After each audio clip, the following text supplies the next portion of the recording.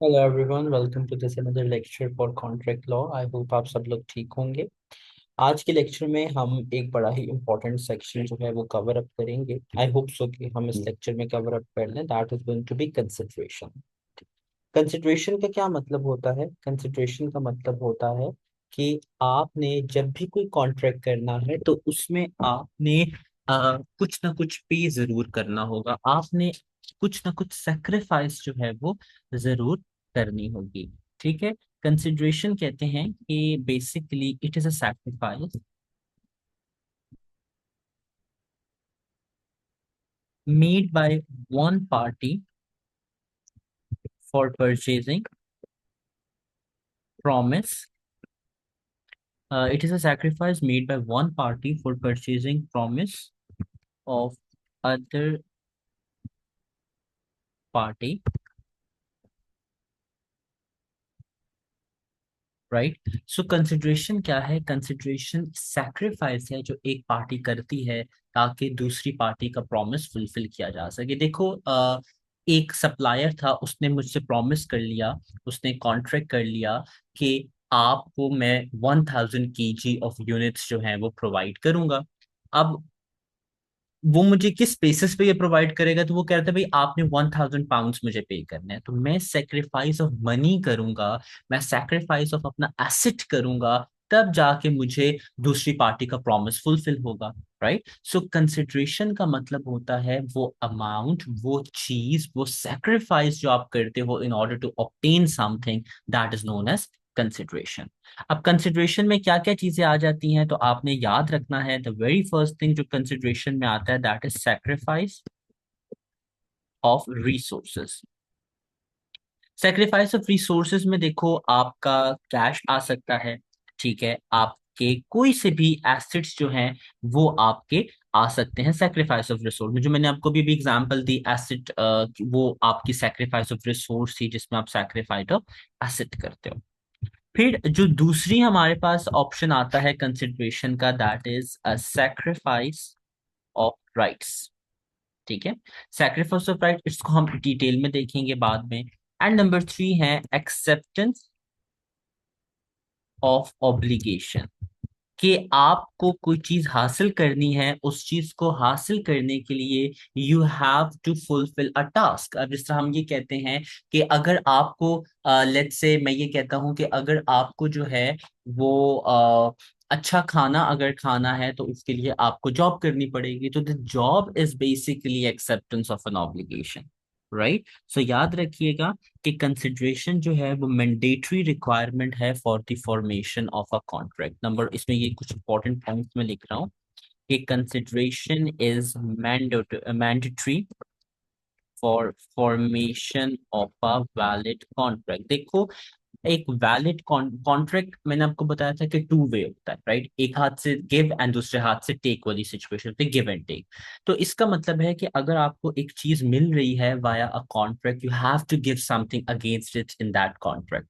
Because अगर ये one way है, if it's one way, then it's a gift. ठीक है। अगर ये एक वे है, it's through a one way, यानी आप सिर्फ एक चीज दे रहे हो, आपको रिटर्न कुछ नहीं मिल रहा, then it's a gift. And gift is not enforceable as per contract law। ठीक है। कॉन्ट्रैक्ट लॉ ये कहता है कि यार आपने अगर किसी बंदे को गिफ्ट दिया है, विच मीन्स कि यू, आपने अपनी तरफ से दे दिया, you are not expecting something from that person, this is a gift. ये कॉन्ट्रैक्ट नहीं है, ये वन वे ट्रांजैक्शन थी।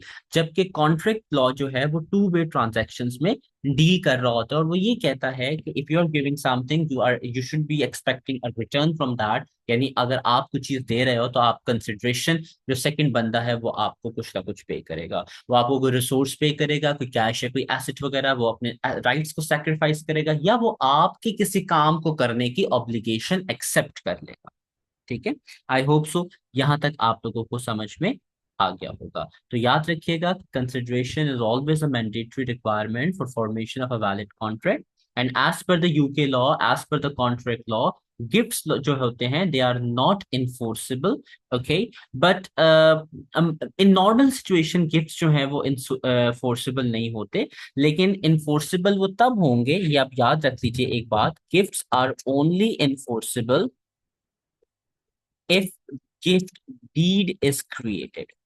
गिफ्ट्स तभी इन्फोर्सेबल होंगे if gift deeds are formed. For example कि एक रजिस्टर्ड कॉन्ट्रैक्ट अगर आ रहा है, यानी आप एक बंदे को गिफ्ट कर रहे हो, और तो उस गिफ्ट में एक रजिस्टर्ड कॉन्ट्रैक्ट आ रहा है। फॉर एग्जाम्पल आपने गाड़ी गिफ्ट की है एक बंदे को, अब गाड़ी रजिस्टर्ड कॉन्ट्रैक्ट की एग्जाम्पल है, राइट। तो जब आप एक गिफ्ट को रजिस्टर करवा लोगे फिर वो गिफ्ट डीड बन जाएगा। इसको ज्यादा आपके कोर्स में एक्सप्लोर नहीं किया हुआ, जस्ट एक स्मॉल सी लाइन लिखी हुई है जो मैंने एज इट इज यहाँ पर लिख दी कि गिफ्ट्स तभी इन्फोर्सेबल होंगे अगर एक गिफ्ट डीड जो है वो क्रिएट हो रहा है। Otherwise you need to assume कि कॉन्ट्रैक्ट लॉ, यूके लॉ में गिफ्ट कॉन्ट्रैक्ट इन्फोर्सेबल नहीं होते। कॉन्ट्रैक्ट तभी इन्फोर्स किया जाएगा जब कंसिडरेशन प्रॉपरली उस चीज के बारे में पे कर दी जाएगी। ठीक है, आई होप सो यहाँ तक बात आपको समझ में आ गई होगी। तो कंसिडरेशन इज बेसिकली वो अमाउंट होती है, वो वैल्यू होती है जो एक पार्टी सेक्रीफाइस करती है, जो एक पार्टी दे देती है। तो what ever what is the consideration, the amount, the value जो एक पार्टी सेक्रीफाइस कर देती है। अब हम बात करते हैं रूल्स ऑफ कंसिडरेशन के, कंसिडरेशन को कैरी करने के, कंसिडरेशन को सेट करने के क्या क्या रूल्स हैं। The very first rule, it must be legal. Okay, आपने कंसिडरेशन में कोई ऐसी चीज देनी है जो लीगल है। कैश दे दो, कैश इज लीगल। आप ड्रग्स नहीं दे सकते, दैट्स इलीगल। आप अल्कोहल नहीं दे सकते, पाकिस्तान में it's illegal. But yes, you can give alcohol in UK because it's legal, right. So make sure करें कि जब भी आप कंसिडरेशन दे रहे हैं तो it must be a legal thing. And number two, it must be a possible act. Possible act का मतलब है कि वो कंसिडरेशन पे करना आपके लिए पॉसिबल है। अब मैं कंसिडरेशन में ये नहीं कह सकता कि I am gonna give you the entire Pakistan, this is impossible, right. So make sure करें कि आप कंसिडरेशन में वो चीज पे करें जो पॉसिबल एक्ट होने के जिसके चांसेस हैं। You can not commit something in consideration जो कि पॉसिबल या जिसका होना एक पॉसिबल एक्ट नहीं है। आई होप सो यहां तक आपको बात समझ में आ गई होगी। Then number three is must pass from contracting parties। देखिए जी, दोनों पार्टीज को पता होना चाहिए कि क्या चीज एज अ जो कंसिडरेशन पे हो रही है। यानी आपको जो प्रोमिसर है एंड प्रोमिसी है, प्रोमिसर जो प्रॉमिस करता है और जिससे प्रॉमिस किया जाता है, दैट इज प्रोमिसी। मैं यहाँ वर्ड्स लिख देता हूँ, प्रोमिसर एंड प्रोमिसी। वो आपका उन दोनों को पता होना चाहिए कि अच्छा ये वो चीज है जो हम एज अ कंसिडरेशन जो है वो पे आउट कर रहे हैं। ठीक है, आई होप सो यहाँ तक बात समझ में आ गई होगी। Then number four we have must be sufficient.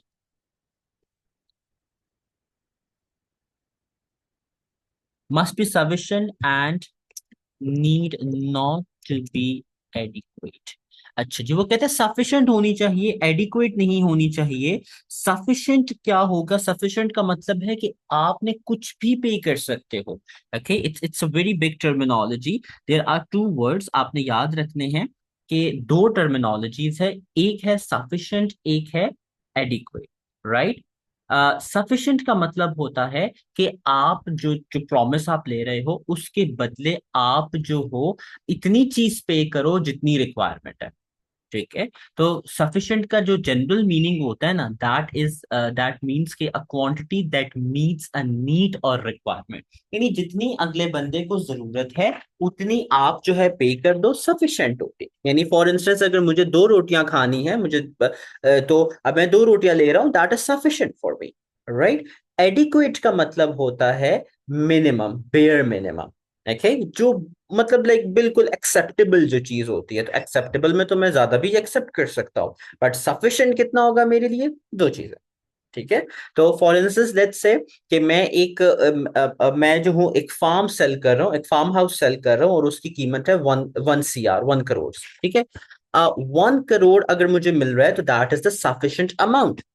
But bare minimum is like 60-70 lakhs, that is the bare minimum. तो चीज को एडिक्वेट नहीं होना, चीज को सफिशिएंट होना है, यानी जो चीज आप पे कर रहे हो उसके बराबर की कंसिडरेशन होनी चाहिए। देखो, अगर आप किसी को एडिक्वेट कंसिडरेशन पे करोगे ना, तो वो अगेन जो है वो गिफ्ट में कंसिडर कर दी जाती है। ठीक है, तो याद रखिएगा कि आपकी जो कंसिडरेशन है, it should be sufficient and not bare minimum. Okay, तो याद रखिएगा कि इट शुड बी सफिशिएंट, मैं यहाँ साथ साथ लिख भी देता हूँ, not be adequate, so that transaction is not deemed as a gift, so that the transaction is not deemed as a gift, because and as you guys know कि gifts are not enforceable इन लो, तो वो again फिर वो दोबारा मुझे लगता है कि मुझे वो बात नहीं लिखनी चाहिए। ठीक है, तो आई होप तो यहाँ तक आपको बात समझ में आ गई होगी। याद रखिएगा कि कंसिडरेशन हमेशा लीगल होनी चाहिए। मैं बार बार इसलिए रिपीट करता हूँ, so that you guys here it again and again, और वो चीज आपको याद हो जाए, आपको ज्यादा फिर टाइम वेस्ट ना करना पड़े। राइट, सो कंसिडरेशन लीगल होनी चाहिए, कंसिडरेशन एक पॉसिबल एक्ट होना चाहिए, and then it must pass from the contracting parties, दोनों पार्टीज अग्रीड होनी चाहिए, and it must be sufficient and not adequate. Okay, so this means कि ट्रांजैक्शन की अमाउंट इक्वल होनी चाहिए जितनी रिक्वायरमेंट है, ताकि वो गिफ्ट ना लगे। देखो, गिफ्ट का मतलब ये होता है ना कि आप किसी को कम, फॉर इंस्टेंस अगर मेरा एक फ्रेंड है वो मुझसे लैपटॉप लेना चाह रहे हैं, मैं बोलूंगा यार लैपटॉप की प्राइस तो 100 पाउंड है, लेकिन कोई बात नहीं, आप मेरे दोस्त हो, आप मुझे 20 पाउंड में दे दो। तो मैंने मैंने वैल्यू डिक्रीज कर दी। Right, so 20 pound is the adequate value, 100 pound is the sufficient value. Right, I hope so यहाँ तक बात आपको समझ में आ गई होगी। So my green tea just arrive, so I will be sipping it along with the lecture, so don't mind. ठीक है, अगर मैं 1 सेकंड का पॉज ले लूं, because green tea is very must for good health. Right, so I guess ये भी चीज एक लॉ में होनी चाहिए कि आप जो है ना वो ग्रीन टी पिया करें, because it's very good for your health. Okay, but yes, अगर आप उसमें शुगर नहीं ऐड करें तो then it's good, otherwise it's not good. Right, okay, so हम इसमें एक और बात करते हैं बैड बार्गेन की। बैड बार्गेन ये होता है गलत सौदा, जिसको हमने नो अब बीइंग पाकिस्तानी हम उसको अपनी जबान में क्या कहते हैं, बुरा सौदा कर लिया या घाटे का सौदा कर लिया यार आपने। भाई साहब, महंगा ले लिया आपने जानवर। Right, whenever there is Eid al Azha, तो वी से कि भाई साहब कितने का लिया, 70,000 का ले लिया भाई, महंगा ले लिया भाई, आपने घाटे का सौदा कर दिया आपने। ठीक है, तो दिस इज बैड बार्गेन। जब भी दो पार्टीज एक बैड बार्गेन में आएंगी, तो वो भी बैड बार्गेन्स इन्फोर्सेबल नहीं होगा। कोर्ट कभी भी बैड बार्गेन में इंटरफेयर नहीं करते, बिकॉज बैड बार्गेन करने का मतलब है कि दोनों पार्टीज रजामंद थी, तभी तो वो हुआ ना। राइट, आपको प्रेशराइज तो नहीं किया गया था। बेशक आपने महंगा या सस्ता एक चीज, चलो महंगा एक चीज खरीद ली, but you were mentally present, you were mentally active. Right, आपको कोई प्रेशर नहीं था उस चीज को खरीदने के लिए। तो once you have agree to a thing, either वो बैड बार्गेन है या गुड बार्गेन, तो कोर्ट उसमें इन्फोर्स नहीं कर सकती, और ना ही कोर्ट उसमें इंटरफेयर करती है। ठीक है, आई होप तो यहाँ तक आपको बात समझ में आ गई होगी। द वेरी फर्स्ट थिंग मैंने आपको बता दिया कि सेक्रीफाइस ऑफ रिसोर्सेज होना चाहिए, then sacrifice of rights and acceptance of obligation है। ठीक है, अब इसमें एक और जो है हम कॉन्सेप्ट पढ़ते हैं, but just give me a second, let me have a sip of my green T.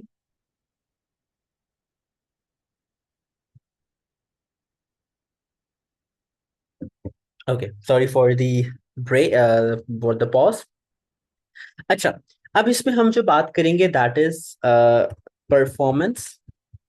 मैं पहले टर्मिनोलॉजी पूरी लिख देता हूँ, फिर मैं आपको इसको एक्सप्लेन कर देता हूँ, ताकि इजीली जो है ना, आप जो मैं बोल रहा हूँ वो आपके सामने लिखा होना चाहिए। ठीक है, परफॉर्मेंस ऑफ एग्जिस्टिंग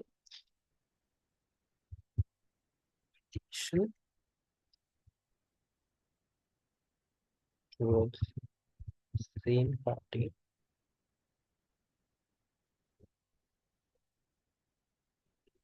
या हम यूँ कह सकते हैं performance of existing duty. Duty obligation same चीज होती है। ठीक है, मैं दोनों लिख देता हूँ। परफॉर्मेंस ऑफ एग्जिस्टिंग ड्यूटी और obligation as a valid consideration.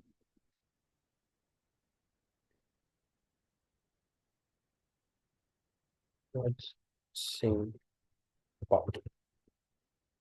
चलें जी, अब हो कुछ यूं रहा है इस सिनेरियो में कि आप दो पार्टीज हैं, ठीक है, और वो दोनों पार्टीज जो है एक कॉन्ट्रैक्ट में ऑलरेडी मौजूद हैं, या एक कॉन्ट्रैक्ट उनके दरमियान ऑलरेडी जो है वो चल रहा है। वो ये कहता है कि अच्छा, कॉन्ट्रैक्ट का मतलब है एक ऑब्लिगेशन है और उसके अगेंस्ट आपको एक प्रॉमिस मिल रही है, आपको एक चीज मिल रही है और आपने उसके अगेंस्ट कुछ ना कुछ कंसिडरेशन जो है वो पे करनी है। तो वो ये कहता है कि अगर एक पर्सन है, ठीक है, वो जो है एक पर्टिकुलर काम उसने करना है, यानी एक ऑब्लिगेशन फुलफिल करनी है और उसके अगेंस्ट उसको कंसिडरेशन मिलनी है। तो क्वेश्चन ये होता है कि क्या वो एक्ट या वो ड्यूटी एक वैलिड कंसिडरेशन बन सकती है फॉर अ न्यू कॉन्ट्रैक्ट और नॉट। मैं दोबारा से बोल देता हूं, there is a contract, there is an obligation, आप पर ये ऑब्लिगेशन है कि आपने 9 to 5 जॉब करनी है, दिस इज वन ऑब्लिगेशन। क्या ये ऑब्लिगेशन एक नए कॉन्ट्रैक्ट की बेस बन सकती है या नहीं? नाउ दिस इज और डिबेट। तो मैं इसको लिख देता हूं कि if a person, please make sure कि आप इन चीजों को जिस तरह मैं लिखवा रहा हूँ लिखें, because either your study hub, either your book does not explain these kind of things in such a simple word. आप अगर स्टडी हब को पढ़ेंगे, it's kind of bit difficult, may be कुछ लोगों को समझ में आ जाए बट कुछ को समझ में नहीं आएगी, तो मेक श्योर कीजिएगा आप इसको लिखें। These are all my own notes, okay.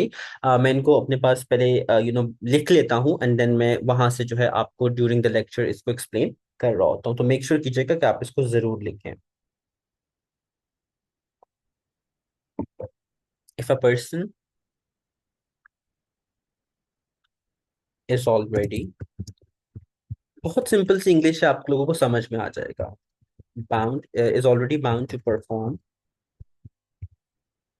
a particular act, then the question arises that whether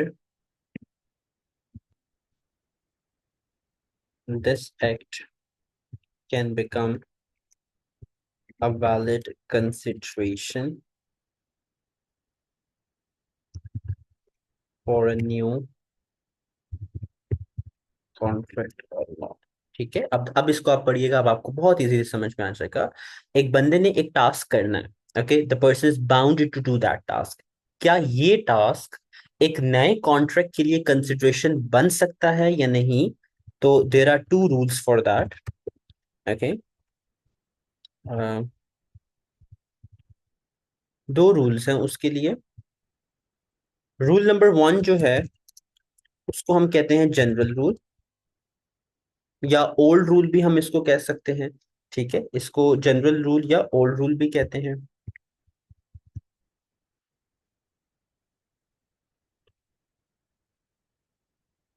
और जो रूल नंबर 2 है वो हमारे पास बेसिकली न्यू रूल है, या इसको हम कहते हैं practical benefit rule. New rule या practical benefit rule, okay.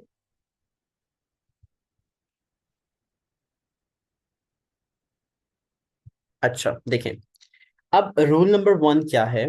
Rule number 1 या जनरल रूल, जो पुराना रूल था, वो ये कहता है कि परफॉर्मेंस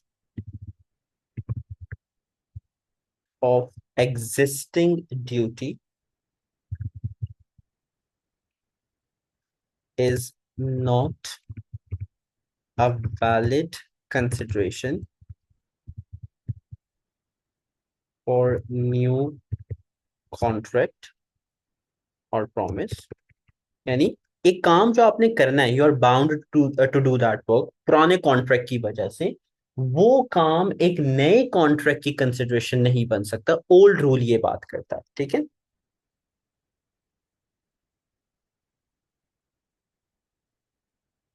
अब वो ये कहता है कि if some additional consideration is paid for new contract, then it's acceptable।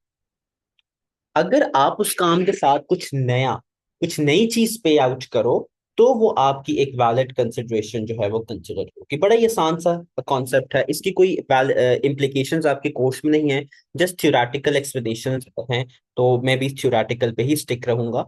देखिए, सिंपल वो कहता है आप एक काम करने को बाउंड थे, क्या उस काम की बेसिस पे आप एक नया कॉन्ट्रैक्ट क्रिएट कर सकते हो कि नहीं कर सकते, एक नया मुआहदा क्रिएट कर सकते हो कि नहीं कर सकते? तो ओल्ड रूल या जनरल रूल कहता है आप नहीं कर सकते हो, ओके। हाँ, अगर उस काम के साथ कुछ एडिशनल काम भी आप करके दे दो तो फिर यही अज्यूम किया जाएगा कि वो जो एडिशनल काम था वो कंसिडरेशन था आपके नए कॉन्ट्रैक्ट की। न्यू रूल या प्रैक्टिकल बेनिफिट रूल जो है वो ये कहता है कि परफॉर्मेंस, मैं इसी को यहाँ पर टाइप कर देता हूँ, कि performance of existing duty is, थोड़ा सा इसको चेंज कर लेते हैं, इज या can be a valid consideration for new contract और प्रॉमिस। ठीक है, ये आपका जो न्यू रूल है वो आपको ये बात बताता है। लेकिन फिर उसमें जो है वो इसमें है कि ओनली इफ अदर पार्टी, यानी जिसको कंसिडरेशन मिलनी है, if other party agrees on it without pressure। और ये तभी पॉसिबल होगा जब वो पार्टी जिसको कंसिडरेशन मिलनी है विदाउट प्रेशर इस चीज पर एग्री कर जाए, then it is acceptable. Okay, then इसमें एक और पॉइंट आ जाता है कि party which promised additional consideration must have received benefits of practical nature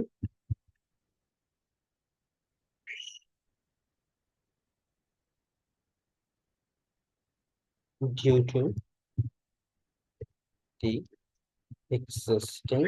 मैं आपको समझा, अच्छा देखिए, लिखना जरूरी होता है बिकॉज ऑब्वियसली अगर मैं बोलता रहूंगा तो you guys won't be connected with the lecture. So देखिए, वो ये कहता है कि न्यू रूल आपको ये कहता है कि अगर आप एक काम करने को बांधो, वो काम एक नए कॉन्ट्रैक्ट की वैलिड कंसिडरेशन बन सकता है अगर जो रिसीविंग पार्टी है जिसको वो कंसिडरेशन मिलनी है वो इस बात पर अग्री कर जाए। एंड वो इस बात पर तब अग्री करेगा जब जो वैलिड, जो काम आप बाउंड, जो काम आप करने को बाउंड हो वो एक्सेप्टेबल होगा, या आप यूं कह लो कि आपने ऑलरेडी उसको कुछ ना कुछ जो है वो काम करके दिया होगा, तो वो आप पे as a form of trust जो है वो एक वैलिड कंसिडरेशन बना रहा होगा। अब यहाँ पर एक मजे की बात आएगी, आप कह सकते हो कि सर क्योंकि वो एक नया कॉन्ट्रैक्ट पुराने रिलेशन या ट्रस्ट की बेसिस पे दे रहा होगा तो वो तो ट्रस्ट रिलेशन बनेगा। ऐसा नहीं है, क्योंकि उनके दरमियान जो पहला कॉन्ट्रैक्ट है उसमें लीगल इन्फोर्सेबिलिटी आई होगी, दूसरा कॉन्ट्रैक्ट उसी की बेसिस पे बन रहा है, तो अगेन उस कॉन्ट्रैक्ट में नो डाउट ट्रस्ट फैक्टर है लेकिन यहाँ पर लीगल फैक्टर भी इन्वॉल्व होता है। तो मेक श्योर कीजिएगा कि आप ये दो रूल समझें। सिंपल सा रूल है कि अगर दो पार्टीज हैं, उन पार्टीज में एक पार्टी ए है एक पार्टी बी है, पार्टी ए गिवर है पार्टी बी रिसीवर है, पार्टी ए एक काम को करने के लिए बाउंड है, क्या वो काम as a new consideration consider किया जा सकता है for a new contract? Answer is yes, किया जा सकता है अगर पार्टी बी उसको अग्री करे। This is new rule. पुराना रूल ये था कि नहीं भाई आप नहीं कंसिडर कर सकते, बड़ा रिजिड सा रूल था, और आपको कुछ एडिशनल बेनिफिट जो है वो जरूर प्रोवाइड करना होगा। आई होप सो यहाँ तक आपको ये बात समझ में आ गई होगी। आज के लेक्चर के लिए जस्ट एक छोटी सी मजीद बात और कर लेते हैं और फिर हम इसको वाइंड अप करेंगे, देन फिर हम इसमें नेक्स्ट लेक्चर में फर्दर बात करेंगे। I don't want to make you guys bore. Performance of duty towards the same party, और यहाँ पर अब आ जाएगा हमारे पास टुवर्ड्स थर्ड पार्टी। पहले क्या था, पहले दो पार्टीज इन्वॉल्व थी, अब सिंपल हमारे पास क्या है, अब थर्ड पार्टी इन्वॉल्व है। ठीक है, यानी आपने का कॉन्ट्रैक्ट किसी और के साथ है और आप जो हो वो किसी और के साथ जो है वो कॉन्ट्रैक्ट करना चाह रहे हो। यानी पहले पार्टी और पार्टी बी के दरमियान कॉन्ट्रैक्ट है, पार्टी ए जो है वो बाउंड है बी को प्रोवाइड करने के लिए काम, और पार्टी ए इस काम को as a valid consideration consider करना चाह रही है विद पार्टी सी। तो this is obviously not possible. तो मैं यहाँ पर लिख देता हूं कि इफ अ पर्सन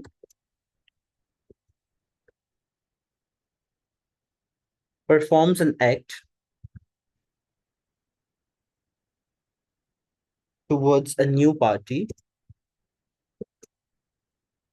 या जिसको हम थर्ड पार्टी कहते हैं, with whom the act was not promised originally, with whom the act was not promised originally, then it will be a valid consideration. Then it will be a valid consideration, even if that even if that act was not promised, that is,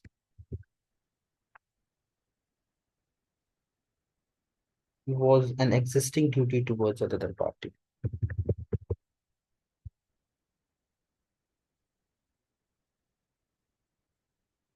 अच्छा जी, देखिए जी, वो ये कह रहा है कि आप already एक जो है वो कॉन्ट्रैक्ट में थे एक पार्टी के साथ। आप उस वैलिड कॉन्ट्रैक्ट को, उस वैलिड जो आपका ड्यूटी है उसको यूज करना चाह रहे हो as a consideration for a third party. तो इसमें जो मैंने पहले आपको अभी बात बताई कि आप नहीं यूज कर सकते, आप सेम लाइक एक ही टाइम पे दो लोगों के दरमियान या दो लोगों के साथ एक सेम ड्यूटी के साथ कंसिडरेशन नहीं यूज कर सकते। लेकिन हाँ, पहली पार्टी के साथ आप प्रॉमिस में थे कि भाई मैं ये काम आपको प्रोवाइड करके दूंगा, दैट डिडंट वर्क आउट, वो कॉन्ट्रैक्ट खत्म हुआ। आप वही काम जो आपने पुरानी पार्टी को देना था, अब वो आप नई पार्टी को जरूर दे सकते हो।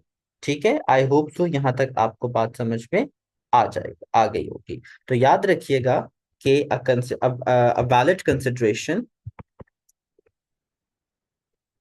can be हाँ, या हम यूं कह सकते हैं कि a valid act or an act can be a valid consideration for या towards मल्टीपल पार्टीज। ठीक है, तो याद रखिएगा एक वैलिड कंसिडरेशन जो आपने पे करनी है या एक वैलिड ड्यूटी जो आपने पे करनी है, वो एक वैलिड कंसिडरेशन कंसिडर हो सकता है between multiple party. So an act which is existing duty towards one party can become a valid consideration towards another party. ठीक है, तो बस आपने सिंपल ये बात याद रखनी है कि अगर आप एक काम को बाउंड हो करने के लिए for one party, that can become a valid consideration for another party or for the third party, that's all।